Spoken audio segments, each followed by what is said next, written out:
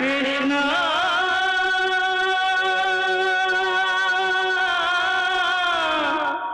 कृष्णा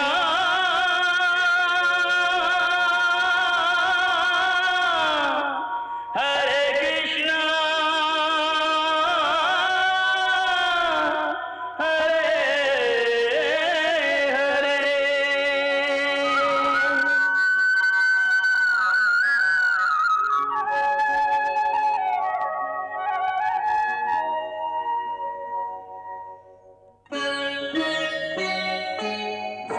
सच्चिदानंद रूपाय विश्वोत्पत्त्यादि Hathaway तापत्रय विनाशाय श्री कृष्णाय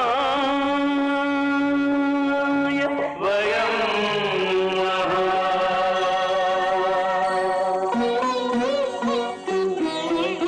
श्री कृष्ण गोविंद हरे मुरारे हे नाथ नारायण वासुदेव। हरे कृष्ण राधे कृष्ण राधे राधे कृष्ण कृष्ण हरे राधे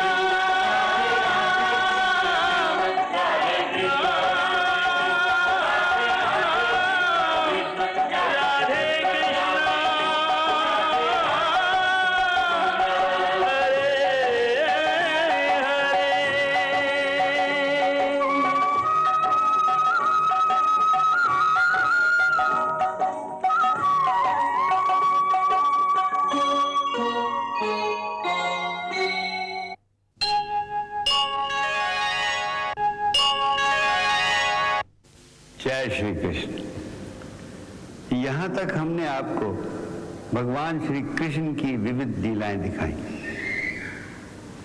अब हम श्री कृष्ण की जीवन कथा के उस प्रमुख मोड़ पर आ गए हैं जहाँ से हम उनके जीवन की सबसे महत्वपूर्ण लीला की ओर अग्रसर होने वाले हैं, जहाँ हम अर्जुन को एक युद्ध क्षेत्र के बीच में खड़े होकर गीता का उपदेश देंगे।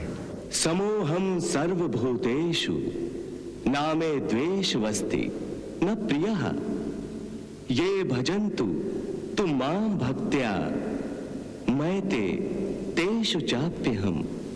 हे अर्जुन, सर्वभूतों में मेरा संभाव है, न मुझे किसी से द्वेष है न कोई अधिक प्यारा है, परंतु जो मुझे भक्ति और प्रेम से भजते हैं वो मेरे में और मैं उनमें रहता हूं। जीवन के इस मोड़ पर श्री कृष्ण का रूप एक गुरु का हो जाता है, बल्कि परम गुरु का, जो अपने सखा और अपने शिष्य अर्जुन के माध्यम से सारी मानव जाति को जीवन की एक गहरी फिलॉसफी समझा रहे हैं, जीवन दर्शन के गूढ़ रहस्यों का उद्घाटन कर रहे हैं।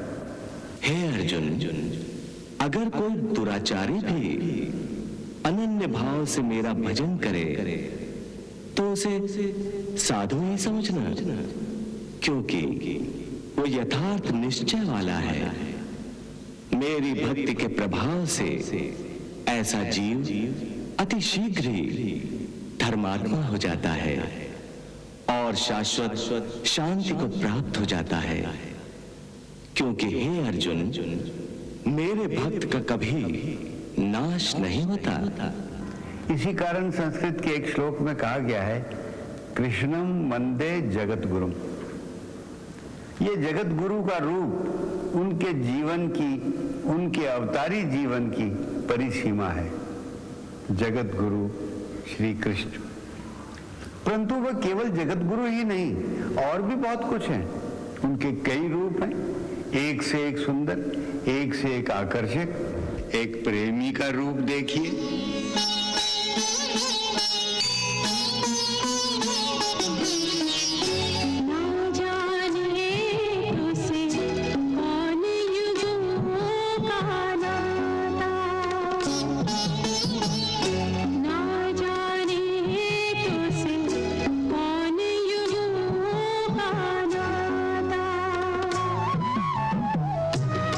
मन मोहन तुझ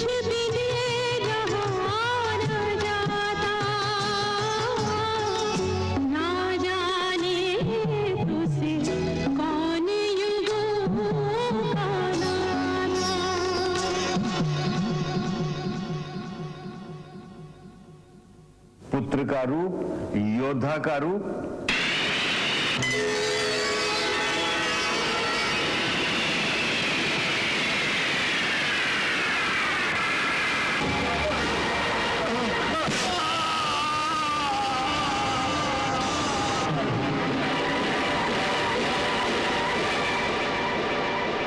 कई प्रकार के रूप हैं।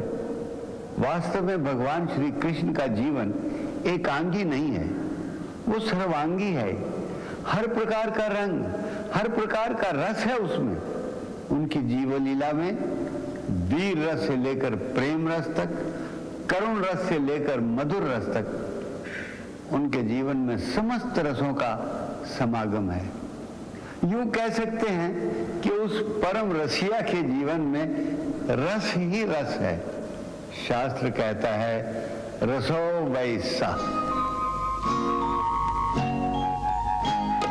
शेष महेश गणेश दिनेश सुरेश हु जाहि निरंतर ध्यावी,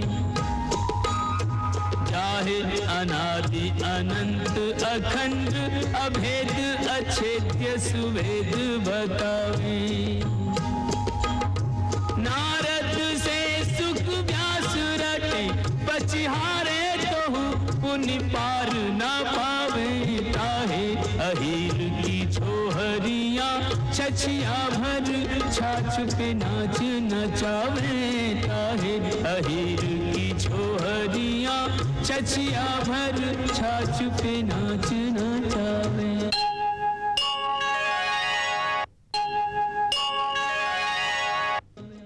उनका बहुरंगी जीवन एक संपूर्ण जीवन था, जिसमें जीवन के सारे ही रस मौजूद थे।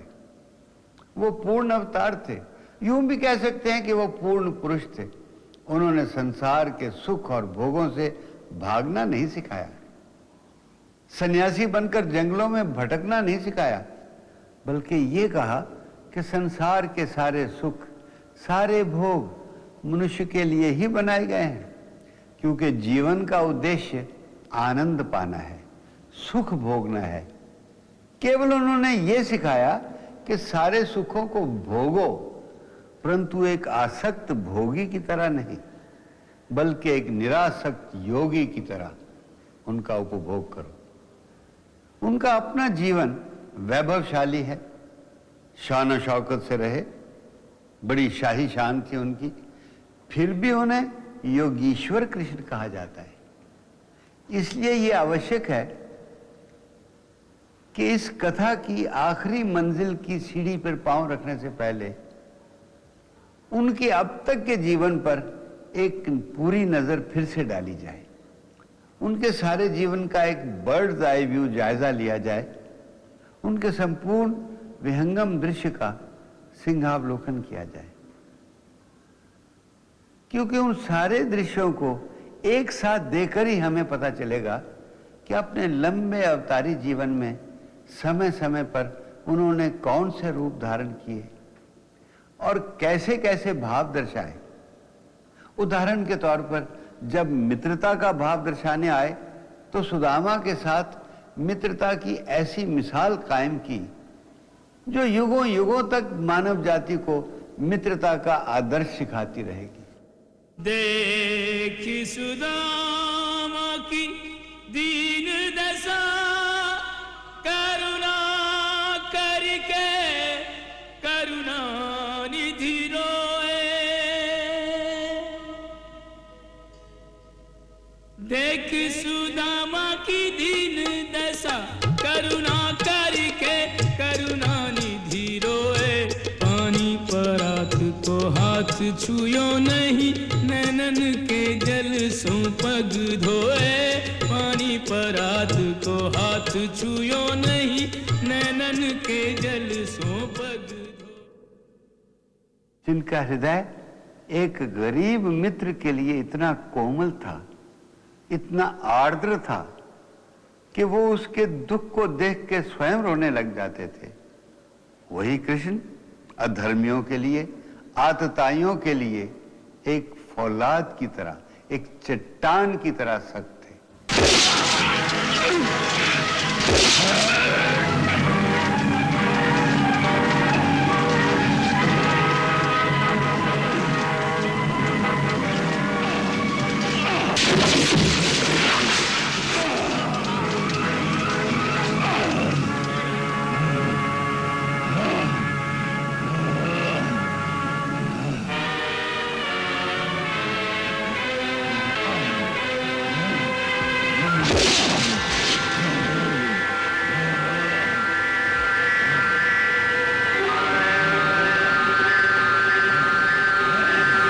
इसी प्रकार उचित समय आने पर कंस की तरह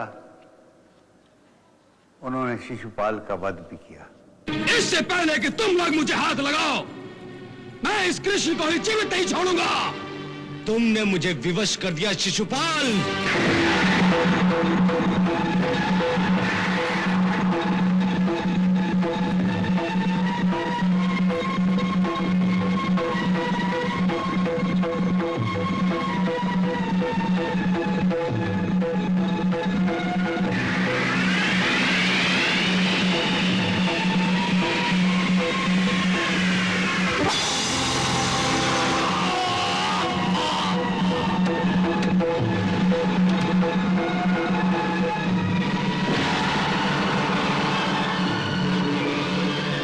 जब त्रेता युग में भगवान ने श्री राम के रूप में अवतार लिया था तो उस अवतार में उन्होंने कोई चमत्कार नहीं दिखाया, परंतु इसके मुकाबले द्वापर में जब श्री कृष्ण के रूप में अवतार लिया तो प्रभु ने जी भरकर इतने चमत्कार दिखाए कि भक्त गदगद हो गए। यहां तक कि जन्म से पहले ही चमत्कारों का शुभारंभ कर दिया। सर्वप्रथम गर्भ में आने से पहले ही माता को अपने चतुर्भुज रूप के दर्शन देकर कहा, हे माता, आपके पुत्र रूप में मेरे प्रकट होने का अब समय आ गया है। 3 जन्म पहले जब मैंने आपके पुत्र रूप में प्रकट होने का वरदान दिया था, सर्वप्रथम मैं उसकी स्मृति आपको याद दिलाना चाहता हूं। फिर जब अपना दिव्य गोलोक धाम छोड़कर माता के गर्भ में पधारे तो समस्त देवता कारागार में उनकी स्तुति करने आए। श्री कृष्ण गोविंद हरे मुरारे, हे नाथ नारायण वासुदेवा। श्री कृष्ण गोविंद हरे मुरारे, हे नाथ नारायण वासुदेवा। पितुमात स्वामी सखा हमारे, पितुमात स्वामी सखा हमारे, हे नाथ नारायण वासुदेवा।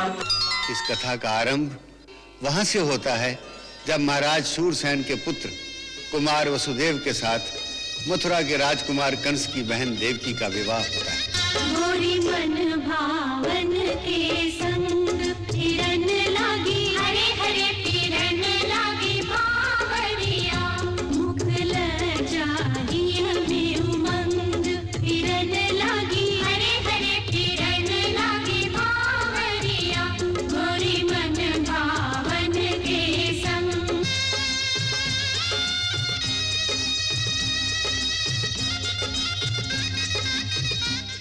कंस जब देवकी को ससुराल पहुंचाने जाता है तो रास्ते में आकाशवाणी होती है।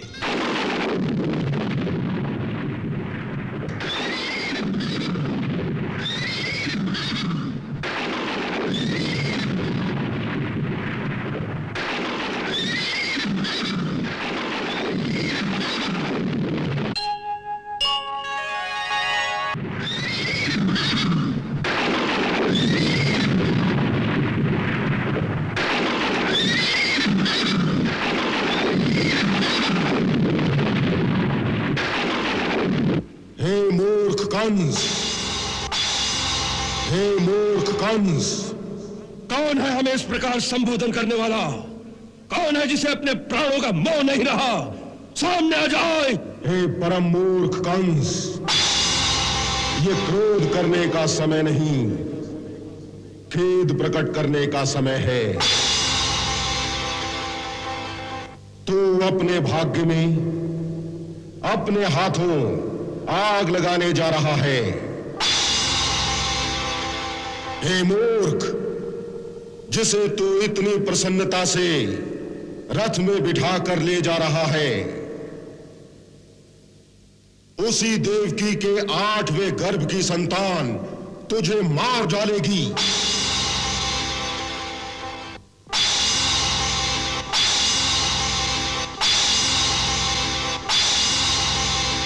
ये आकाशवाणी सुनते ही कंस क्रोधित होकर देवकी का वध करना चाहता है, परंतु वसुदेव ने देवकी के प्राण बचाने के लिए ये वचन दिया। ठीक है, देवकी से कोई आपको भय नहीं, भय है तो केवल इसकी संतान से। जैसा कि आकाशवाणी ने कहा, तो मैं आपको वचन देता हूं, देवकी को छोड़ दीजिए। मैं महाराज शूरसेन का पुत्र वसुदेव प्रतिज्ञा करता हूं कि देवकी की प्रत्येक संतान को जन्म लेते ही मैं स्वयं अपने हाथों से लाकर आपको सौंप दूंगा। फिर आप चाहें तो इसका नाश कर सकते हैं, मुझे कोई आपत्ति नहीं होगी। जब देवकी का पहला बच्चा पैदा हुआ तो वसुदेव के वादे के अनुसार कंस उसे मारने आ गया। इस सफोलियों को मेरे हवाले कर दो। नहीं, मैं नहीं दूंगी। कैसे नहीं दोगी? छोड़ दो। मैं कहता हूँ छोड़ो। छोड़ दो। नहीं, मैं कहता हूँ छोड़ो। छोड़ दो। छोड़ो। छोड़ दो मेरे बच्चे। छोड़ो। छोड़ दो भैया। छोड़ दो भैया, दया करो। छोड़ो भैया, दया करो। छोड़ो। छोड़ो। मेरे बच्चे को छोड़ दो। छोड़ दो। मेरे बच्चे को छोड़ दो। भैया, नहीं मारो मेरे बच्चे को। भैया, दया करो। भैया, मेरे बच्चे को बचाओ। भैया।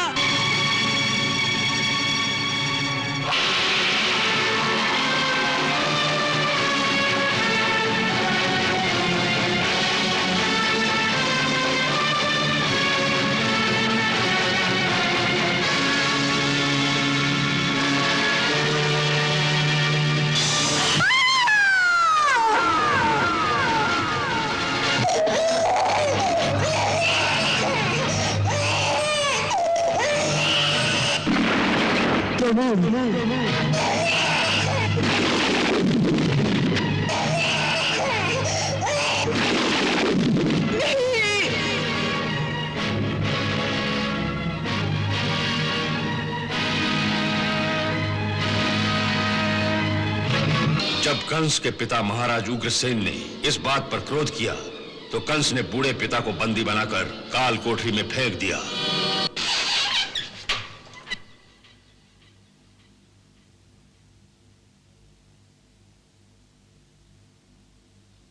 चल बुड्ढे,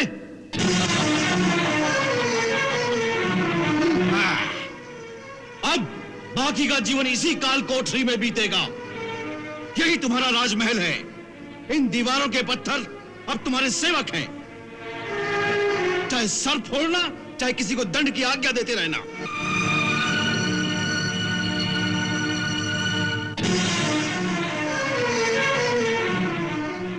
बंद करो। महाराज कंस की, महाराज कंस की, महाराज कंस की, महाराज कंस की, महाराज कंस की। अब कंस स्वयं राज्य सिंहासन पर बैठ गया। आकाशवाणी ने कहा था कि 8वां बालक कंस का अंत करेगा, इसलिए सारी प्रजा को 8वें बालक की प्रतीक्षा थी। उन्हें विश्वास था कि भगवान उनके तारणहार के रूप में अवतार लेने वाले हैं। पता है, देवकी फिर गर्भवती हुई है। फिर तो अब तारणहार के आने की बारी है। हाँ, अब तो सबके दुख मिट गए। अब तो तारणहार आने वाला है। जानती हो, तारणहार आने वाला है। अच्छा, तारणहार, तारणहार, तारणहार। जो तारणहार का नाम ले उसकी जीवा खींच लो। जो विष्णु की पूजा करता दिखाई दे उसका मस्तक काट दो। उनको ये पाठ अच्छी तरह से पढ़ा देना कि मथुरा में एक ही भगवान है और वो है कंस। कंस और केवल कंस।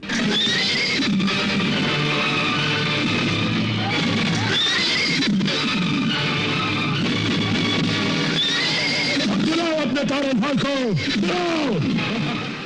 जब 8वें बालक के पैदा होने का समय निकट आने लगा तो कंस के अत्याचार बढ़ने लगे। मारो और मारो।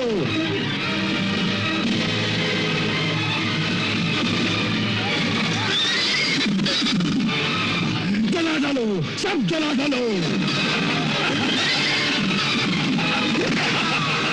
बुलाओ अपने तारणहार को, बुलाओ। सुन ले पुकार,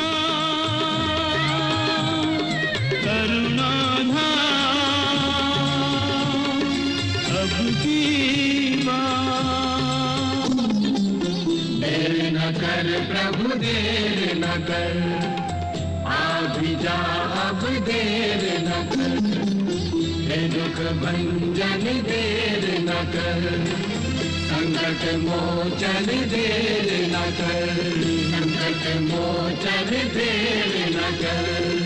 की दलितों के सहारे आजा, हे शरणागत के रखवारे आजा, एक स्वर में हर प्राण पुकारे आजा, आजा तारनहार हमारे आजा, आजा प्रभु आजा, आजा प्रभु आजा,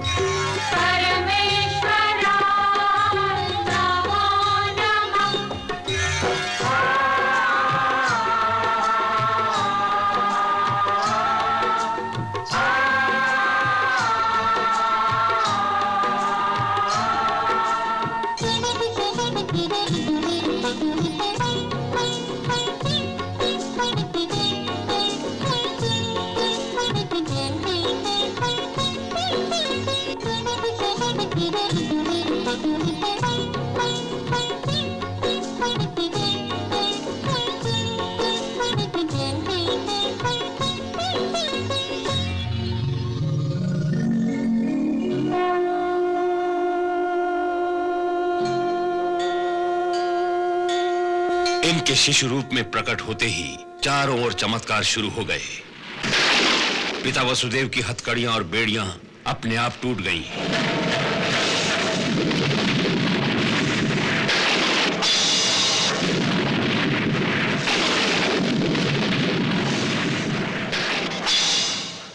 पहरा देने वाले सैनिक गहरी निद्रा में डूब गए।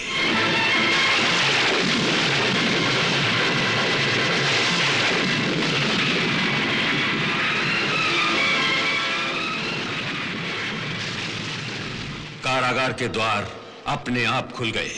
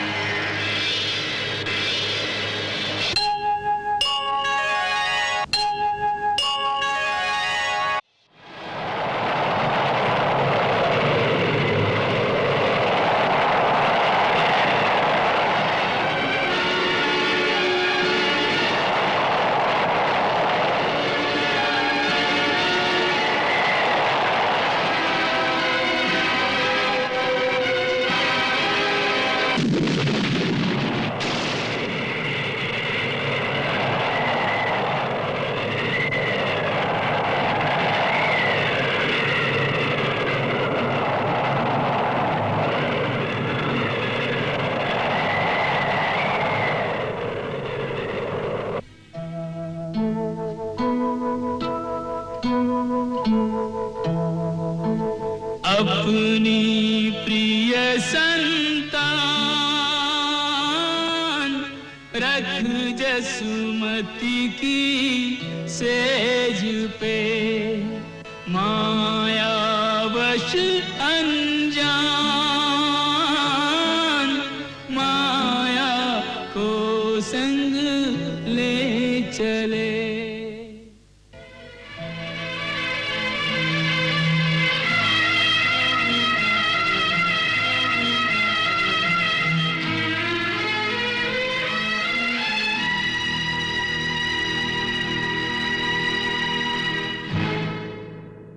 बालक कृष्ण को सोती हुई यशोदा के बिस्तर पर छोड़कर वसुदेव जिस कन्या को वहां से उठा लाए, उसे जब कंस मारने लगा तो उस कन्या ने आकाश में श्री दुर्गा का रूप धारण कर लिया।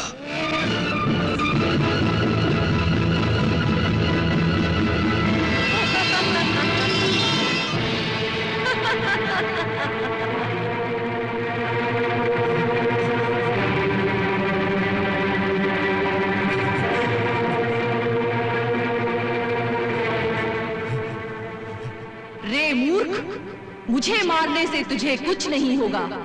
तुझे मारने वाला तो कोई और है, और वो इस धरती पर जन्म भी ले चुका है। वही तेरा संहार करेगा। हमारे विचार में भगवान श्री कृष्ण का अवतार काल 4 भागों में बांटा जा सकता है। पहला भाग है बचपन का, जो गोकुल में बीता।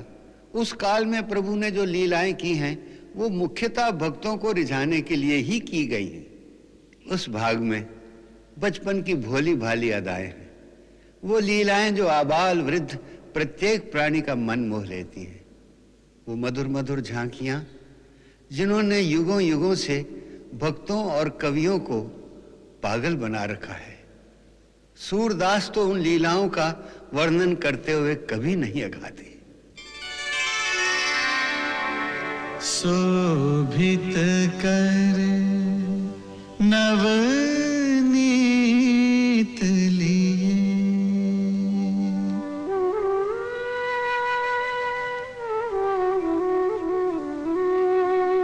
शोभित कर नवनीत लिए। तत्पश्चात जब तक गोकुल में रहे, कंस उन बालक रूपी श्री कृष्ण की हत्या के लिए एक से एक शक्तिशाली असुरों को भेजता रहा, परंतु उस दिव्य बालक ने उन सब का संहार कर दिया। सबसे पहले पूतना आई।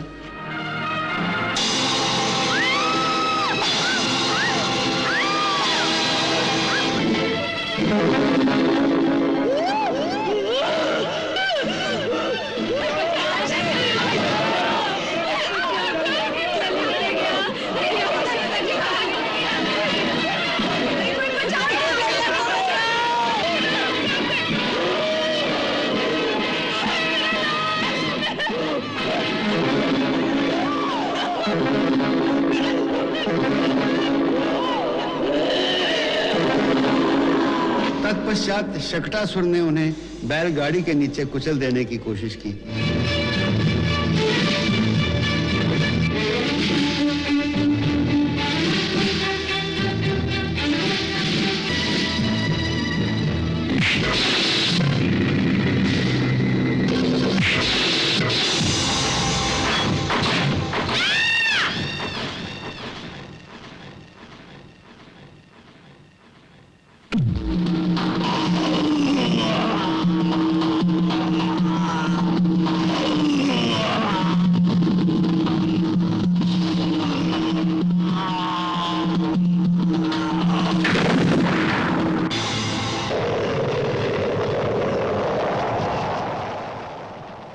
फिर कंस ने तृणावर्त को भेजा, जो उन्हें उड़ाकर आकाश में ले गया।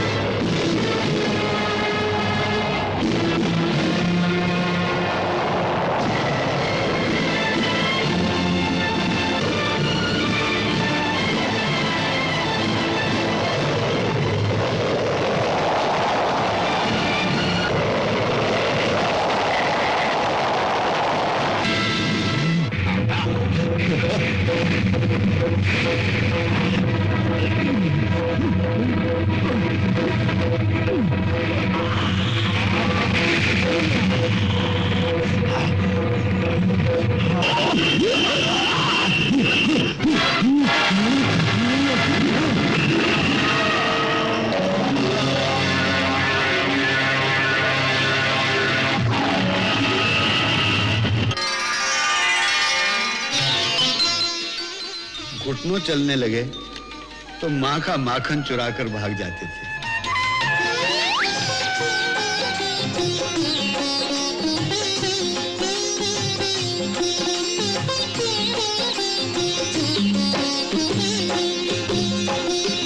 हाथ में माखन धूल भरा तन घुटरन चलत घुटरन चलत मेरो मन मोहन हाथ में माखन धूल भरा तन। इसी बीच यशोदा माँ के साथ वो सुंदर लीला की जिसके द्वारा उन्होंने अपने छोटे से मुंह के अंदर माता को सारा ब्रह्मांड दिखा दिया।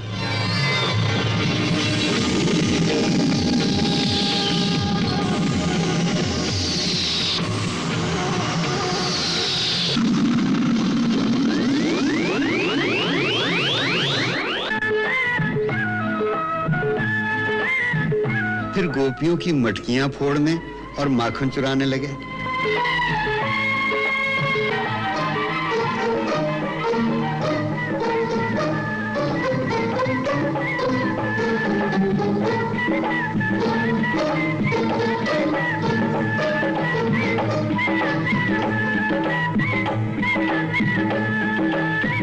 मारो गुल्ले। इसी प्रकार यमुना नदी में विष फैलाने वाले कालिया नाग के साथ युद्ध करके उसका दमन किया। देखो कालिया के फन पर नाचत कन्हैया, ओ कालिया के फन पर नाचत कन्हैया। नाचत कन्हैया जगत को नचैया, जगत को नचैया सारी सृष्टि को रचैया। देखो कालिया के फन पर नाचत कन्हैया। देवराज इंद्र ने जब क्रोध करके सारे गोकुल को वर्षा के जल में डुबो देने का प्रयास किया तो श्री कृष्ण ने गोवर्धन पर्वत को अपनी एक उंगली पर उठाकर गोकुल वासियों की रक्षा की।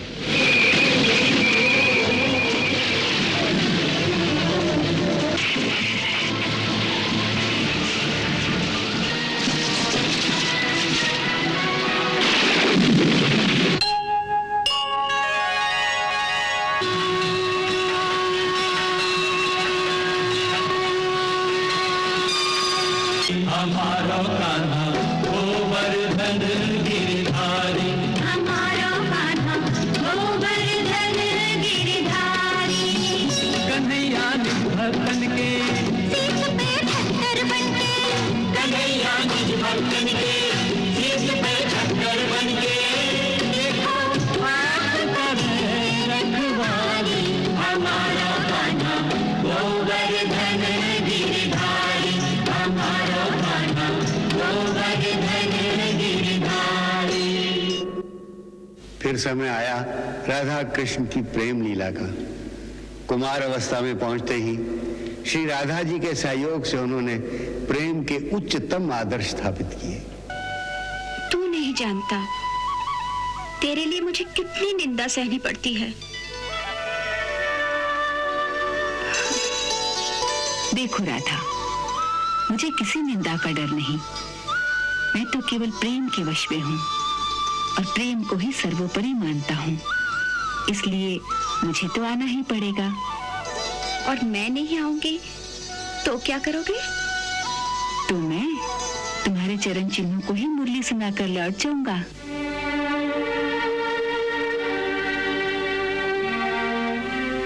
मेरे चरण चिन्हों को? हाँ, तुम प्रातः घाट पर सखियों के साथ जल भरने जाती हो ना? हाँ। वहाँ तुम सबके चरणों के निशान होते हैं। मैं उन सब में तुम्हारे चरण चिन्हों को पहचान सकता हूँ। बस उन्हीं को प्रेम करके लौट जाऊंगा।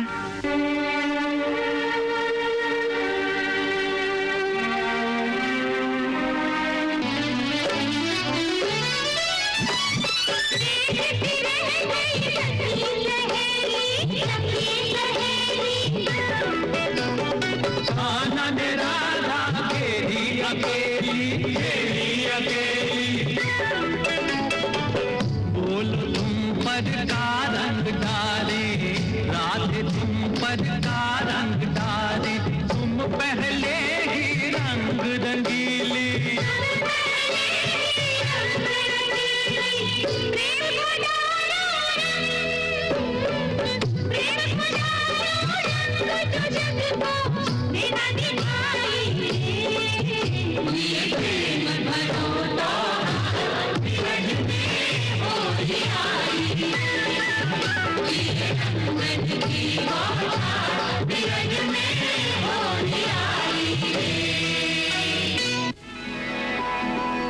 कभी कभी मैं सोचती हूँ कि मैं कृष्ण होती और तुम होते राधा तो कितना अच्छा होता। फिर क्या होता? फिर मैं तुम्हारी तरह मुस्कुराती और तुम मेरी तरह तड़पते। तो तुम्हें अच्छा लगता? हाँ, बड़ा मजा आता। अच्छी बात है, तो मैं राधा बन जाता हूँ और तुम कृष्ण बन जाओ। अच्छा लो, अब तुम राधा बनो। आजा रे कन्हैया तो है राधा बना दूं, ओ मुरली वाले जग से निराले, तन मन के काले अमृत के प्याले, मेरे मन को बांधने वाले, तो ही घगरा बांधना सिखा दूं, तो राधा बना दूं। अनारी चिच्चू रसिया कस के चोले के बंद कस दूं, तू तड़पे और मैं मुस्का दूं, रे मैं मुस्का दूं। आजा रे कन्हैया तो है राधा बना दूं। प्रेम लीला की चरम सीमा महारास में जाकर समा जाती है। महारास वास्तव में आत्माओं का परमात्मा के साथ मिलन का एक महान उत्सव है।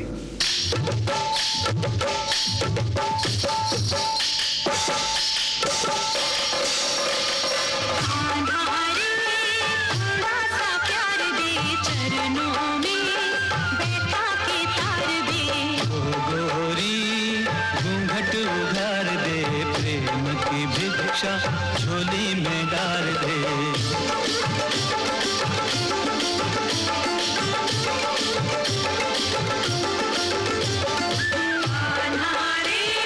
थोड़ा सा प्यार दे चरणों में बैठा के तार दे, तीन गली में आके गुजरिया भूल गई रे घर की डगरिया, जब तक साधन तन मन जीवन सब कुछ अलबल प्यार सवरिया। माया का तुमने रंग ऐसा डाला, बंधन में बंध गया बांधने वाला। कौन रमापति कैसा ईश्वर, मैं तो हूँ गोकुल का ग्वाला। वाला रे थोड़ा सा प्यार दे, मालिन का जीवन संवार दे।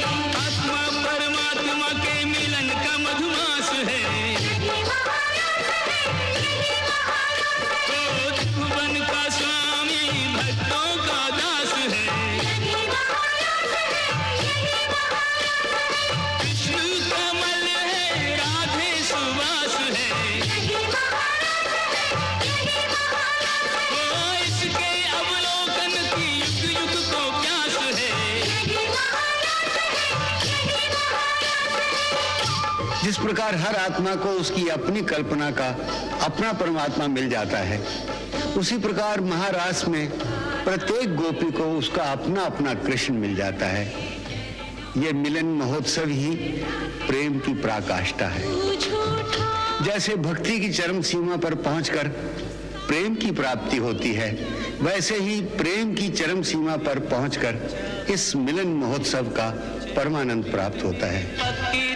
उस परमानंद को प्राप्त करने के बाद फिर पाने को और कुछ शेष नहीं रहता, और जहां से पाने को कुछ शेष नहीं बचता, वहीं से खोना शुरू हो जाता है। जहां मिलन समाप्त होता है, वहीं से जुदाई और विरह शुरू हो जाते हैं। यही काल चक्र का नियम है। सुख और दुख, मिलन और विरह हंसी और आंसू सदा एक दूसरे के पीछे भागते चले आते हैं। सुख के बाद दुख, दुख के बाद सुख, फिर दुख, फिर सुख। ऐसा लगता है कि काल का एक चरण सुख है तो दूसरा चरण दुख है। पहले सुख का चरण आगे बढ़ता है तो फिर दुख का चरण आगे बढ़ता है। यही समय की चाल है और समय के चरण कभी रुकते नहीं, और यही इस मृत्यु लोक का अटल सत्य है। मुरली की प्रतिध्वनि दिशाओं के पास है। ओ आध्यात्मिक चेतना का सब में विकास है। इसी नियम के अनुसार जब महारास में प्रेमियों का मिलन आनंद की चरम सीमा तक पहुंच गया तो वहीं से उनकी जुदाई की घड़ी भी शुरू हो गई। अंततः कृष्ण को गोकुल छोड़कर जाना पड़ा। राधा और कृष्ण के जुदा होने की पीड़ा बहुत गहरी थी।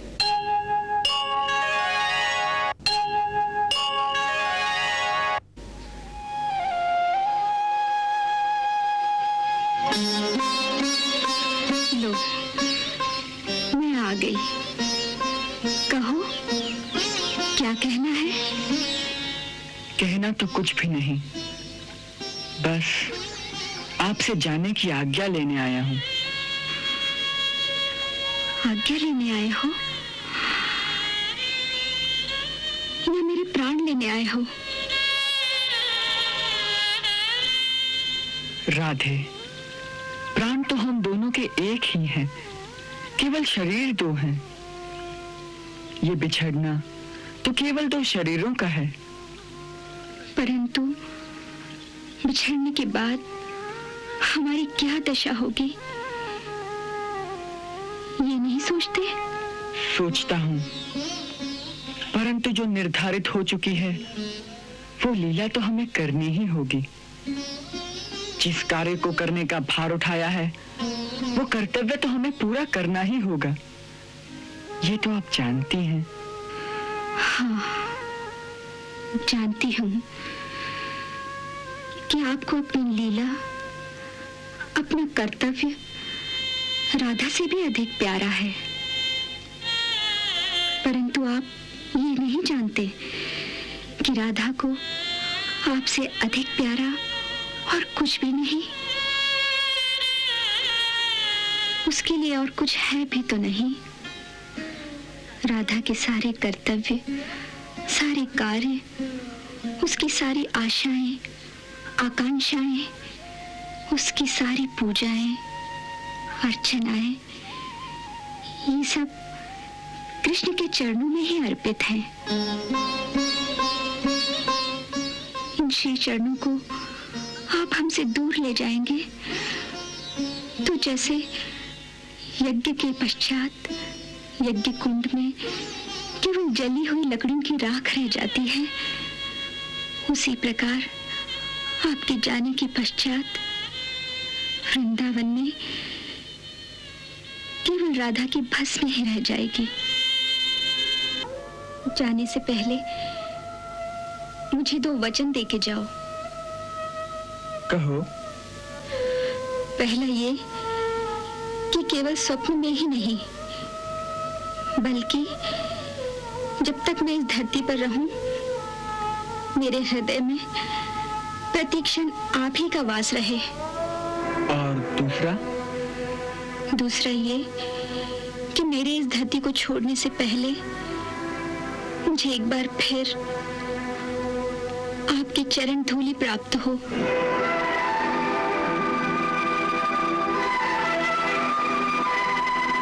मैं वचन देता हूँ, परंतु एक वचन मैं तुमसे भी मांगता हूँ। आज्ञा। तुम अश्रु नहीं बहाओगी।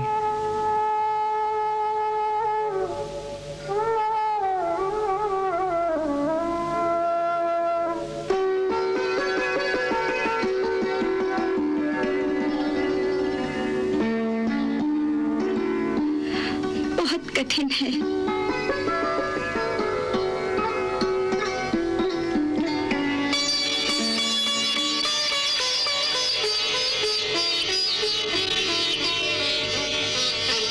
थे। तुम्हारा एक भी अश्रु मेरे कर्म पथ पर मेरे सामने खड़ा होकर मेरा रास्ता रोक सकता है। इसीलिए वचन दो।